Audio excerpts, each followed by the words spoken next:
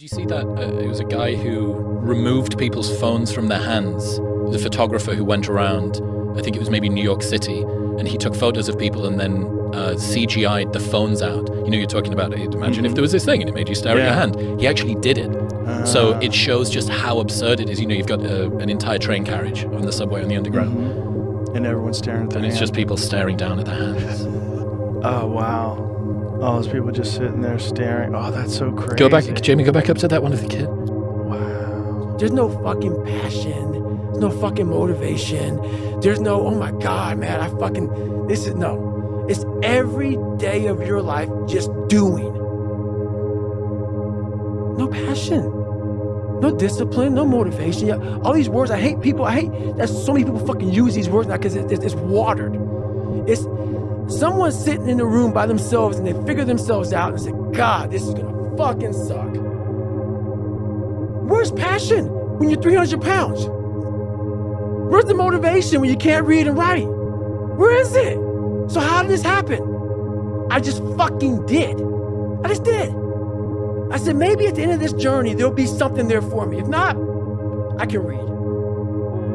If not, I'm 185 fucking pounds. There's no magic potion. There's no, oh, let me wake up and look at some shit. No. All those words are overused. They're bullshit. It's all bullshit. Just do. You're living. How do you want to live? How do you want to die? How do you want to fucking be remembered? That's it. That's it. But how I grew at will was constantly doing these things. To now, it's just life. I wake up, while it still sucks, it's just life.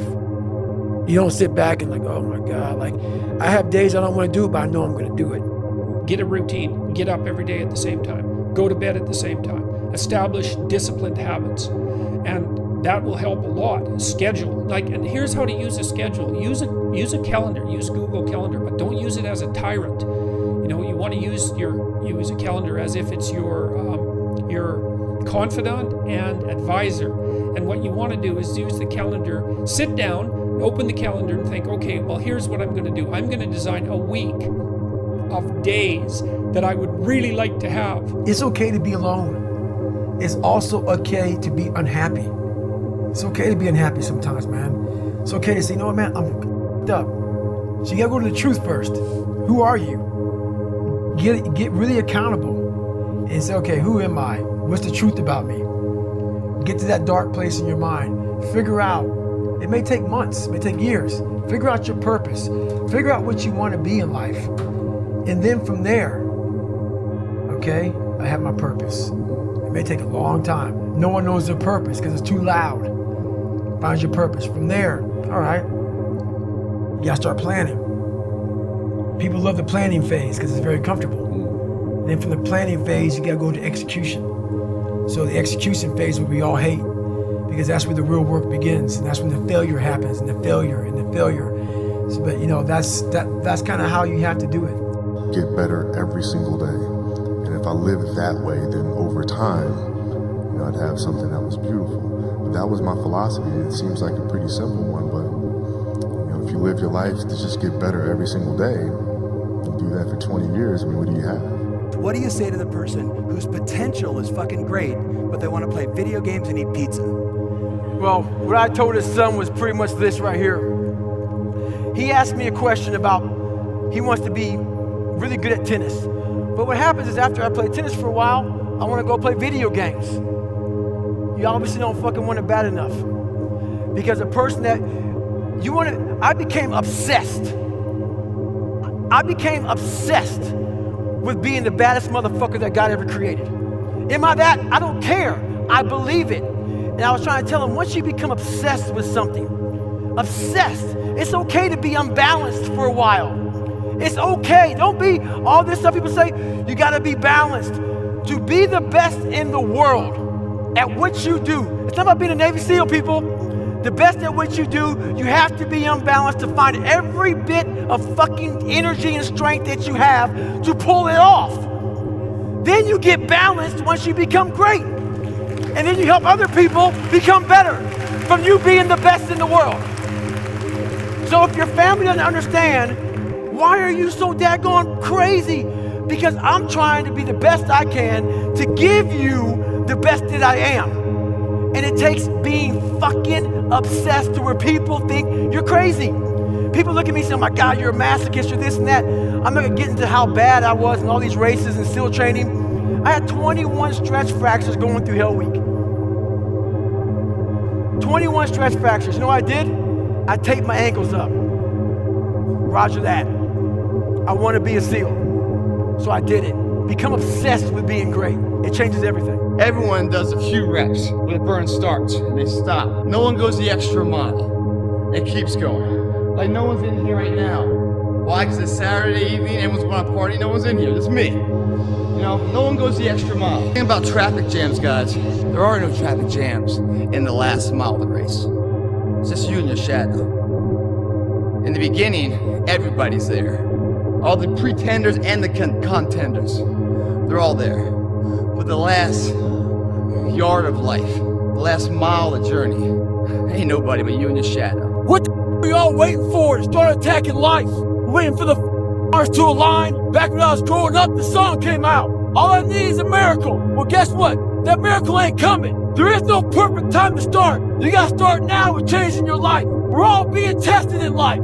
And guess what? This is one test you can't cheat on. What does your book look like? Like your life is a book.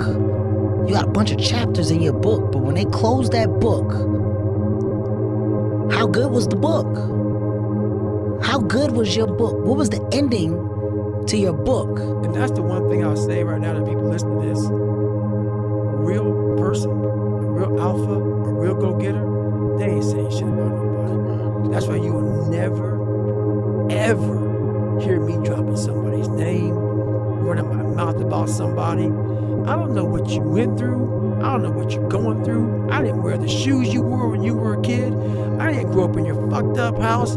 I didn't have your fucked up family. I don't know shit about you. So guess what I do? Shut the fuck up. Because real men don't say shit. Because first of all, we're too busy trying to grind and be better. Correct. Second of all, unless we know what we know, we shut our fucking mouths. But nowadays, there's not many real men who live by that creed of like, you know, if you're on social media running your fucking mouth and shit, you're just a bitch. Correct. You're honestly, and that's not me trying to be some after school special shit. You really are a bitch. Real men ain't doing it. Real men don't care about that gossipy bullshit. Get to work, man. I'm like the lone survivor in here. You know? Tonight will be over with too. Tomorrow I'll be stronger for it. Another day will go by. 365 of them happen so fast. Who are you going to be in a year from now? And in a year from now, does that future person hold regret or pride? So the accountability mirror is something that I kind of came up with in high school. Like I said, I started shaving my head when I was 16, and I got caught up in trying to impress so many people because no one liked me. So I developed so many different identities. Let me sag my pants. You know, let me pull my pants up. Let me talk this way or act this way or be this way or whatever the hell it may be. God, dog, so many different things I did to try to fit in with so many different groups that when you look in the mirror, that's the one person you can't lie to. So every morning I would shave my head thinking, God, I would reflect back on some of the lies I may have told somebody or some of the ways I acted I didn't feel comfortable doing. And I did it to impress other normal people. The key word there is normal, everyday people. I was trying to make other people like me. How pathetic is that? So this mirror would always tell me, my reflection would say, God, you are a pathetic man. So I would just start having myself accountable. How did I attack today? How did I attack yesterday? And if I didn't do something I was proud of, I'd write down a sticky note and I would fix it. So then my senior year in high school, it was a totally different David Goggins. Can you give an example of something that you wrote down and fixed? All right, there was a lunch table. I wanted to sit the cool guy lunch table, man. I wanted, even though everybody was calling me all the time, I wanted to try to act like somebody I wasn't so I could fit in. And I sold my soul to the devil, trying to act like, no, I'm David Goggins. That's who I am. And so I wrote down on a piece of paper the table. Sit by your self. And that's what I did. And guess what happened? My table became a table people started sitting at. Why did you push yourself on the military front? Why did you go become a Navy SEAL? That's a ridiculous thing to do, right? They just torture you to death in the water. Why'd you do it?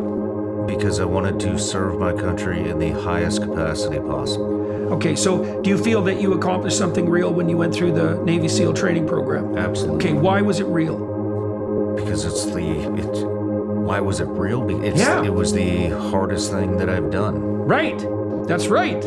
Yeah, was it meaningful? Absolutely. Was it transformative? Yes. And it was the hardest thing you'd ever done. Okay, well that's the pathway. The pathway to what's most real is through the hardest things that you can do. Well, life took me somewhere unexpected. I'm unprepared. It's about 6 degrees out here, and I'm underdressed. But guess what? No one gives a fuck. You gotta get the motherfucker in. Sometimes life can really hijack your fucking mind. When that happens to you, you're all fucked up. Your goals, your ambitions, everything is out the fucking window. In life, we all go through different things. Sometimes your girlfriend or boyfriend breaks up with you. Guess what? Get the fuck over it. They no longer want you. Maybe you failed a test in school. You worked your ass off. Guess what? You failed the fucking test. Get over it. Move past it. Learn to not let life hijack your brain.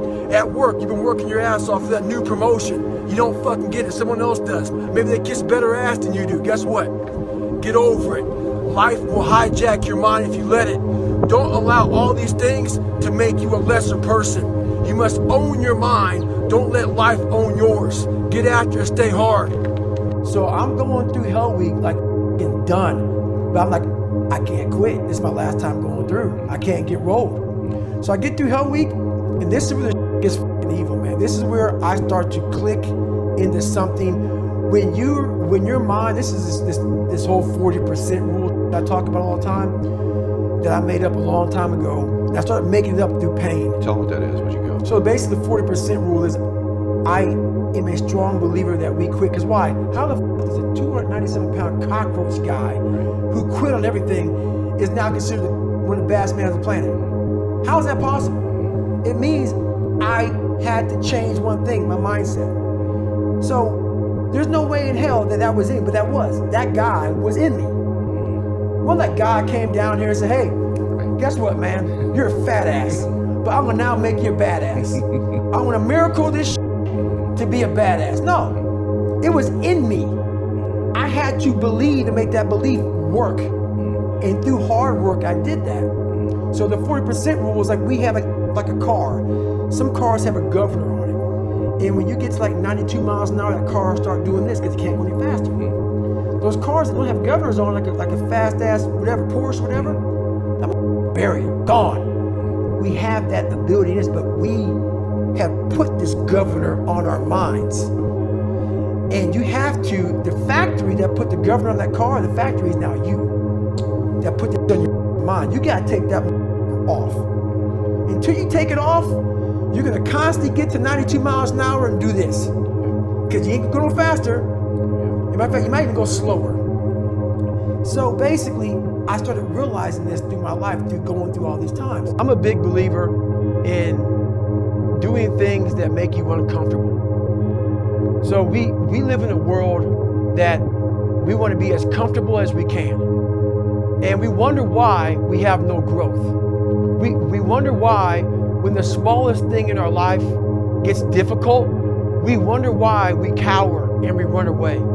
Because we are kind of living our whole life is set up that way. Our whole life is set up in the path of least resistance. We don't want to suffer.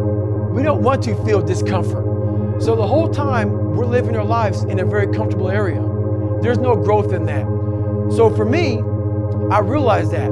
The reason I became 297 pounds is because that was comfortable. What was very uncomfortable was running. What was very uncomfortable was being on a diet. What was very uncomfortable was trying to face things that I didn't want to face. And I also realized when I was really big, I had no growth. Why? Because I was living comfortable. So I realized for me to find growth, I had to face all of these different things that made me very, very uncomfortable. You want to become best, you want to become champion, and now you want to say like you tired, Who cares? You tired or not? Nobody cares about you. So for me, failure is something that you should be afraid of. It should be afraid of, but that's why you should go out there and challenge yourself to fail. Because if you're not failing at something, that means you've set your goals to pass, to succeed at everything you do, which means you're not setting your goals high enough. So for me, okay, I'm gonna go out and break the Guinness Book of World Record for pull-ups. Lofty goal, which is why I failed it twice before I finally got it. I knew going into everything I've ever done in my life, Navy SEAL training 3 times before I got it. Everything I've ever done in my life took me 3 times before I got it. I knew that there was a huge possibility of failure. But what I gained from failure is this. When you see a movie, and you watch a movie about a person who keeps failing, and at the end, they succeed. How do you feel after you watch that movie? Elated. Amazing, right? Yeah. I become the movie. I want to feel how I feel watching someone else in the movie. When I watched Rocky get his ass kicked, and I watched all these different things of failure, I was able to put myself there and say, God, man, how much do you feel now that you finally got there? That's what failure has done to me. I've watched so many things and watched someone succeed at the end of it. It's like, God, I want to feel like that. But failure causes that one feeling.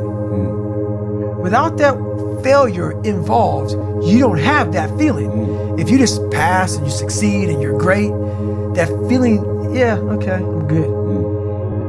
What takes you years, months, years to accomplish because you just can't get over the hump, but you continue going back to the drawing board. You're looking for those few seconds after you finally figure out the equation, whatever the equation may be, to get you to finally pass, to succeed.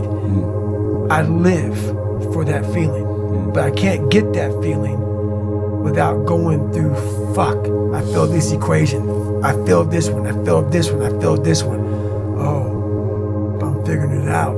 So you start to feel it before you even pass, before you even get to the success part. And then once you succeed, the feeling is unbelievable. And you take that feeling of success through failure and you put it in your cookie jar. And you say, I'll come back and get you again. I'm gonna need you again down the road in my life. It's more important to own your weaknesses. You got to really triple down on those, man.